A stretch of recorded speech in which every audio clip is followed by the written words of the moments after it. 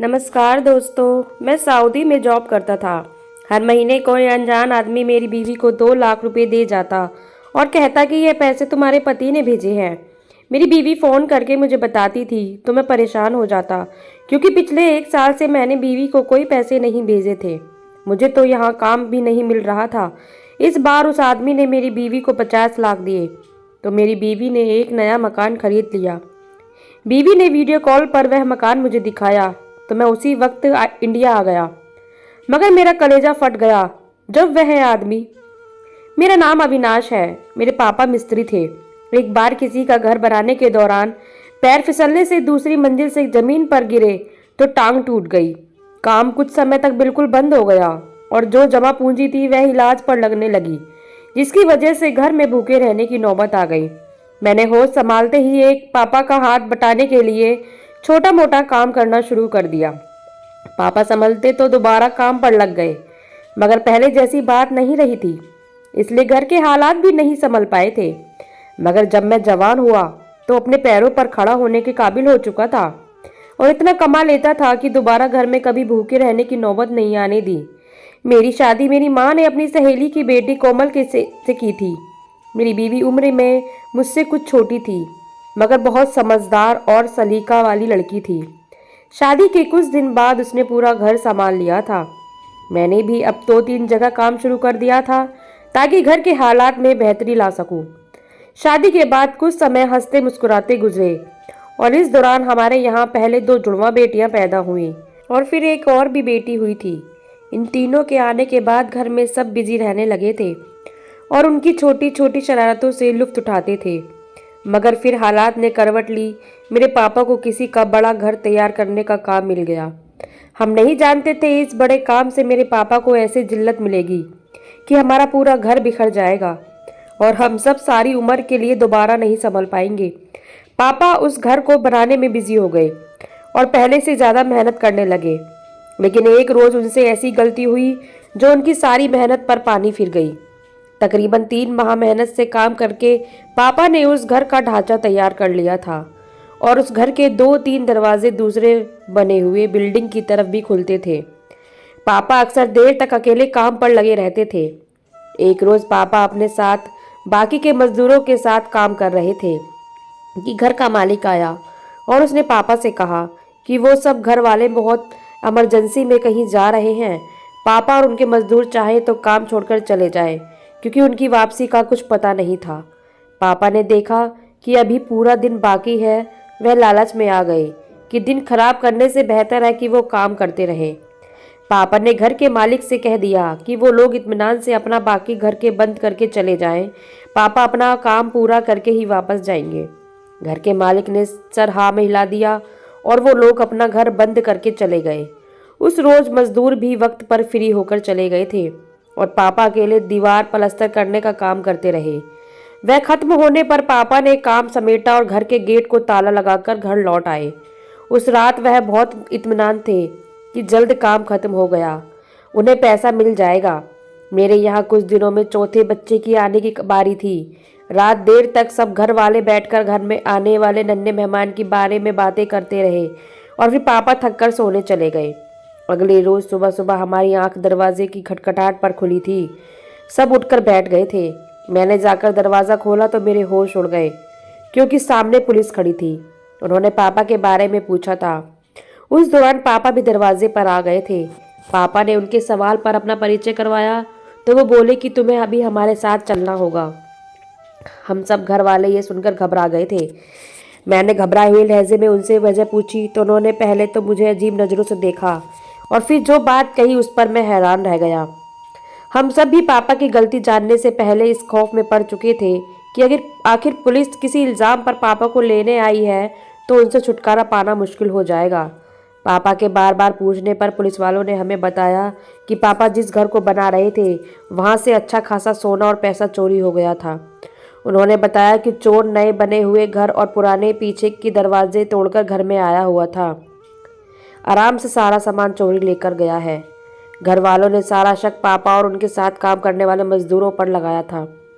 इस घर के मालिक ने पुलिस को बताया कि मिस्त्री मजदूर सारा दिन घर में घुसे रहते थे और हर चीज़ का जायज़ा लेते रहते थे।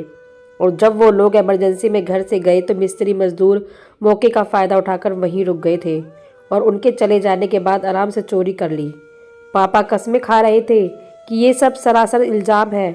उन्होंने इस घर का 1 रुपया भी नहीं उठाया था और यह बात मैं पापा के कहने से पहले जानता था। मेरे पापा ने मुश्किल हालात में भी कभी चोरी का नहीं सोचा था। हमने घर में कई बार भूखे रहे हैं। अगर तब भी ये जुर्म नहीं किया था तो पापा को ज़रूरत क्या थी ऐसा करते, जबकि हम तो हमारे हालात से भी सुधर चुके थे। फिर पुलिस वाले हमारा पूरा घर छानबीन करके चोरी का सामान ढूंढने लगे। घर में सोने की एक बाली भी मौजूद नहीं थी। जब कुछ न मिला तो उन पुलिस वालों ने मेरे पापा को गिरेबान से पकड़कर घसीटते हुए गाड़ी में डाला और वहाँ से ले गए। वो मंजर मेरी ज़िंदगी का सबसे खतरनाक मंजर था। मुझे ऐसी तकलीफ़ तो तब भी नहीं हुई थी जब पापा के साथ हादसा हुआ था और वह खून में लथपथ अस्पताल पहुंच गए थे। मेरा बूढ़ा बाप जिसे घर से निकलते वक्त मैं इज्जत से उनका हाथ पकड़कर बाहर ले जाता था, आज मेरी नज़र के सामने उन्हें बदतमीजी से घसीट ले जाया जा गया था। हमारे कानून और सख्त किरदारों में इज्जत सिर्फ पैसे की है। यहाँ उम्र का लिहाजा किसी भी नहीं है और शायद यही वजह है कि हमारा देश कभी तरक्की नहीं कर पाया गया। यह जुर्म साबित होने से पहले ही गरीब के साथ मुजरिम की तरह सलूक किया जाता है। मेरी माँ सीना पीटती रह गई थी और मेरी बेटियां सहमी हुई थी। मेरी बीवी अपना भारी वजूद लिए घबराई हुई मेरी माँ को संभालती और कभी अपनी बेटियों को बहलाने की कोशिश कर रही थी। मैंने माँ को तसल्ली दी थी, उनको दरवाज़ा बंद करने का कहकर घर से निकला और सीधा थाने पहुँच गया। मैंने पापा से मिलने की बहुत कोशिश की मगर मुझे मिलने नहीं दिया गया। बहुत भाग दौड़ के बाद मुझे एक दोस्त ने बताया कि उसका बड़ा भाई उस थाने में आम सा सिपाही था। वो लोग इस सिलसिले में मेरी मदद तो नहीं कर सकते थे मगर मुझे पापा के बारे में पता करके बता सकते थे। उस सिपाही ने मुझे बताया कि पापा की तरह बाकी मजदूर भी खाली हाथ थाने लाए गए थे। सबने एक ही बयान दिया था कि वो जल्द अपना काम करके वहाँ से चले गए थे। उनसे थोड़ी बहुत पूछताछ करके उन्हें रिहा कर दिया गया और चोरी का सारा इल्ज़ाम पापा पर आ गया था। पापा को जेल हो गई थी क्योंकि उस घर के मालिक ने कहा था कि जब तक उनका सोना और पैसा वापस नहीं करते तब तक उन्हें जेल में ही रखा जाएगा। मैंने उसका घर का पता किया और वहां पहुंचकर उन सब के पास चोरी हो जाने की जियाजा लेने लगा। वहां अफसोस करने के लिए बहुत से लोग जमा थे।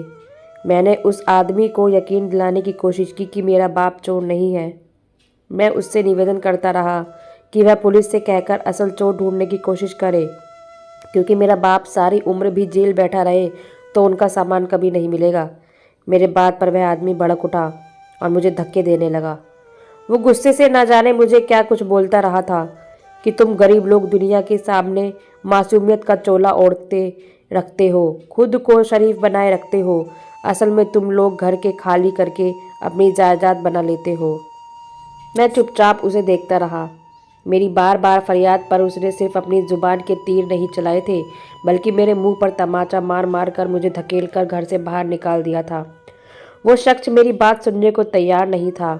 उसके साथ खड़े उसी जैसे कुछ पढ़े लिखे खाते पीते लोग ऐसे भी थे जो मेरे साथ होने वाले रवैये पर दुखी हो रहे थे और उस शख्स को रोक रहे थे, मगर वो किसी की नहीं सुन रहा था। वो लोगों को रोकने पर उल्टा चीखने लगा कि उसके बच्चों की शादी होने वाली थी और सारा जेवर कुछ दिन पहले ही घर में लाया गया था और मेरे बाप ने वो सब चुरा लिया है। वो बोल रहा था कि अब मैं अपनी बेटी और बेटे के ससुराल वालों को क्या मुंह दिखाऊंगा। मैं सोच रहा था कि सिर्फ सोना न देने पर क्या अमीरों के यहाँ शादी नहीं हो सकती। मुझे भी एहसास था कि जमा पूंजी चाहे गरीब की हो या अमीर, सबके लिए अहम होती है, मगर बगैर सबूत के लोग एक गरीब बूढ़े इंसान को जेल में डालकर उसके घर वालों को लानत दे रहे थे। मैं मायूस सा उठा और घर पहुंच गया, मगर मेरे घर के दरवाजे पर ताला लगा देखकर मेरे होश उड़ गए थे। मैंने घबराकर अपने साथ वालों को दरवाज़ा बजाकर अपनी बीवी और माँ का पूछा तो वो बोले कि शाम के वक्त मेरी बीवी की तबीयत अचानक ख़राब हो जाने की वजह से मेरी माँ उसे करीबी क्लिनिक में ले गई थी। मैं भागा भागा पहुँचा तो मेरी माँ उदास चेहरा लिए सामने खड़ी थी। मैं माँ तक पहुँचा तो वह उम्मीदें भरे लहजे में पापा के बारे में पूछने लगी। मैंने मायूसी से सर झुकाया तो वह गुमसुम हो गई। मैंने अम्मा को तसल्ली दी और अपनी बीवी को पूछा तो एक नर्स ने मुझे मुबारक देने लगी, क्योंकि इस बार फिर मेरी बेटी पैदा हुई थी। पापा के बारे में बताते ही मेरी माँ का दिल टूटा और वो फूट फूट कर रोने लगी। मेरे चुप करवाने पर वह बोली कि काश हम लालच न करते और तुम्हारे पाप को यहाँ काम लेने से मना कर देते। उनकी सेहत वैसे भी अब पहले जैसी नहीं रही थी। मैं अपनी माँ को सीने से लगाए तसल्ली देता रहा कि पापा बेकसूर है और यह बात जल्द साबित हो जाएगी। मेरी बीवी की हालत संभली तो हम उसे लेकर घर आए। मैं पापा के लिए भी भाग दौड़ कर रहा था और उस रोज़ की जिल्लत को बुलाकर 2-3 मरतबा दोबारा उस घर के मालिक के पास गया था, क्योंकि मुझ जैसा गरीब इंसान वकील नहीं कर सकता था। मेरे पास भगवान का सहारा था और उसके बाद उस इंसान का आसरा था जो कि पापा को बेकसूर मानकर माफ़ कर देता, मगर वो मेरी बात सुनने को तैयार नहीं था। उसे यकीन था कि हम उसका पैसा जेवर छुपा चुके हैं। वह हर बार एक ही बात दोहराता कि अगर मैं उसका सामान लौटा दूँ तो वह पापा को माफ़ कर देगा। इस दौरान मेरी पापा से मुलाकात मुमकिन हुई तो मैं उनसे मिलने गया और मेरा सब्र उनकी हालत पर जवाब देने लगा था। वह बहुत ही बुरी हालत में जेल के कोने में बैठे हुए थे। मैंने अपनी बेटी के बारे में बताया तो वह खुश होने लगे और बोले कि अपनी बेटियों को मेरे बारे में कुछ मत बताना, उनसे कह देना मैं किसी काम से दूसरे शहर गया हूँ। मैं नहीं चाहता वह यह बात सुनकर सोचने लगे कि शायद उनका दादा वाकई चोर है। मेरा दिल इन बातों पर तड़प उठा था। गरीबी इंसान को कभी भी इतना बेबस कर देती है। अब मुझे पहली बार अपने गरीब होने पर दुख हुआ था। मैंने पहली बार सोचा था कि अगर मैं अमीर होता तो आज हालात ऐसे नहीं होते। पापा को यूँ बेगुनाह जेल का ना काटनी पड़ती और मुझे जो किसी की मिन्नतें ना करनी पड़ती। मैंने यह बात पापा के सामने दोहराई तो वह मुझे समझाने लगे कि गरीबी बुरी चीज़ नहीं है, इंसान के हालात और उसकी ज़िंदगी को तय करने वाला भगवान है और भगवान कभी नाइंसाफ़ी नहीं करता। और कभी गरीबों को गाली देने वाले तो ये अमीर लोग हैं जो गरीब को जुल्म की चक्की में पीस कर अपने आप को मुकम्मल और बेहतरीन इंसान समझ बैठते हैं।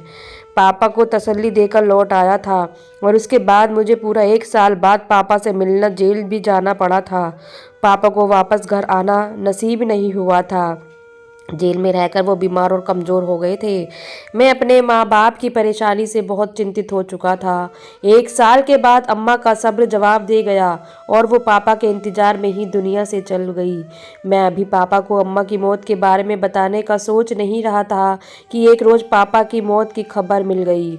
वो दोनों दुनिया वालों को जिल्लत से थककर भगवान के पास चले गए थे और मैं पीछे उनके सीने में गम दफन किए बीवी बच्चों के लिए मेहनती मजदूरी में लग गया था। मगर जाने किस्मत को क्या मंजूर था कि मेरा काम पूरी तरह हर जगह से ख़त्म होने लगा। मैंने 2 साल बहुत मेहनत करने में लगाए थे, मगर घर में भूखों की नौबत आ गई थी। अपने मासूम बच्चों को भूख से बिलखता देखकर मैं थक गया था। मैंने लोगों से कर्ज लिया और पैसा जमा करके सऊदी पहुंच गया।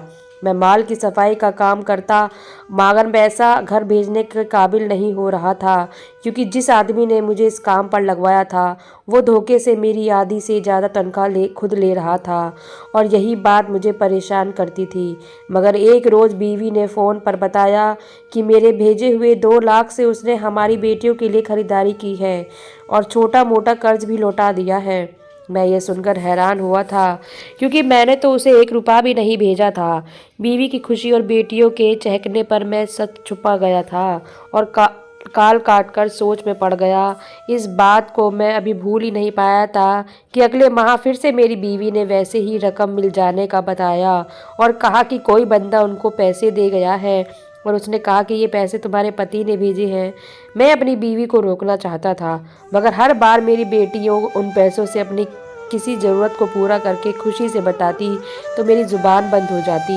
मगर जब लगातार कई माह तक किसी तरह मेरी बीवी को 2 लाख रुपए मिलने लगे तो मैं ठिठक कर रह गया ना जाने वो कौन था जो खामखा मेरे घर पर हर माह मेरे नाम पर 2 लाख रुपए दे जाता है। मेरी बीवी जवान औरत थी और मैं बेटियों का बाप था। मुझे इस बात पर घबराहट हो रही थी। इतनी बड़ी रकम के बदले कल को कुछ भी किया जा सकता था। इस बार तो मेरी बीवी ने मेरी जान ही निकाल दी थी, क्योंकि वह आदमी उसे 50 लाख दे गया था और मेरी बीवी ने एक नया मकान भी खरीद लिया था। इस बार मैं सब काम छोड़कर इंडिया आ गया। घर पहुंचकर देखा तो मेरे घर के हालात काफ़ी हद तक बदल चुके थे। घर में अच्छा खाना पीना था और मेरी बीवी ने हर माह मिलने वाले 2 लाख में से मेरा कर्ज भी उतार दिया था। एक नया मकान भी खरीद लिया था। मेरी ज़िंदगी भी आसान हो गई थी, मगर मुझे खामखा पैसे देने वाले का नाम और वजह जानना था। मैं महीना ख़त्म होने का इंतज़ार करने लगा और जब वो बंदा पैसा देने आया तो मैंने ही दरवाज़ा खोला। वो बंदा मुझे देखकर घबरा गया था। मैंने उसे रोककर सख्ती से सवाल किया कि वह कौन है और क्यों हर माह मेरे घर पैसे देने आता है। मेरे सवाल पर जब वो सर झुकाकर बोला तो मुझे एकदम से गुस्सा आ गया था। वो बोला कि वह उस आदमी का बेटा है जिसने मेरे बाप को चोरी के इल्ज़ाम में जेल डाला था। यह सुनकर मेरे अंदर गुस्से की एक बहुत तेज़ लहर उठी थी।